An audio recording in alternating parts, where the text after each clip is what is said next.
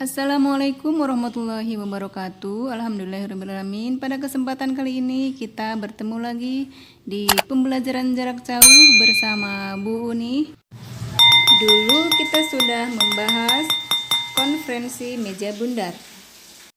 Sekarang kita akan mengetahui latar belakang pembubaran Republik Indonesia Serikat. Setidaknya ada 7 faktor yang melatar belakangi pembubaran RIS. Yang pertama, tidak sesuainya negara Republik Indonesia Serikat dalam konstitusi RIS dengan tujuan awal dan cita-cita proklamasi negara Republik Indonesia pada tahun 1945. Faktor yang kedua, sebagian besar rakyat Indonesia tidak puas dengan hasil konferensi meja bundar atau KMB yang melahirkan negara RIS, sehingga menyebabkan banyaknya demonstrasi menuntut bergabung ke dalam bagian dari Republik Indonesia.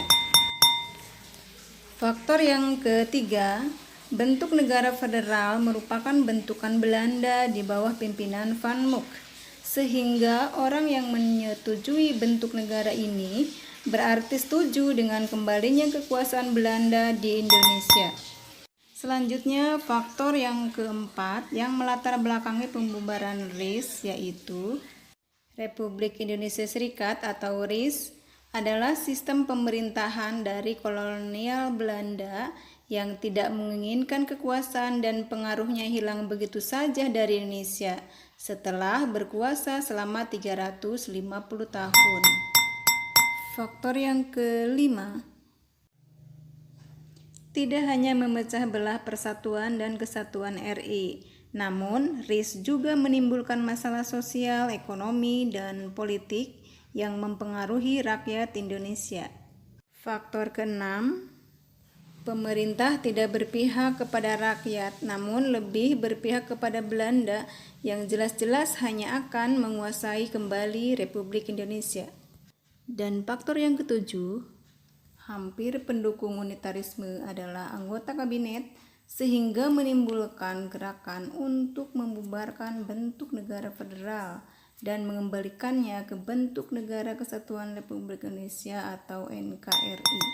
Baiknya, selanjutnya kita akan mengetahui kronologis kembalinya ke NKRI. Ada yang tahu? Mari kita simak. Pertama, pada tanggal 12 Agustus 1950, pihak NIPRI menyetujui rancangan Undang-Undang Dasar itu menjadi UUDS.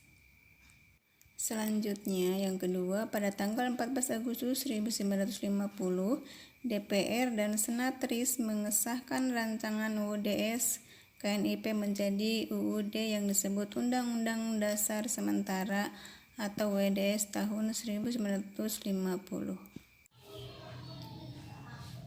Pada tanggal 15 Agustus 1950 diadakan rapat gabungan Parlemen, DPR, dan Senat RIS. Dalam rapat gabungan ini Presiden Soekarno membacakan piagam persetujuan terbentuknya NKRI.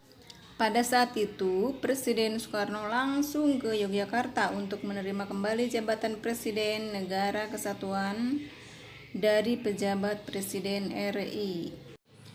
Dan akhirnya pada tanggal 17 Agustus 1950 negara RIS berakhir dan secara resmi terbentuk kembali NKRI dengan Soekarno sebagai presiden dan Muhammad Hatta sebagai wakil presiden Republik Indonesia.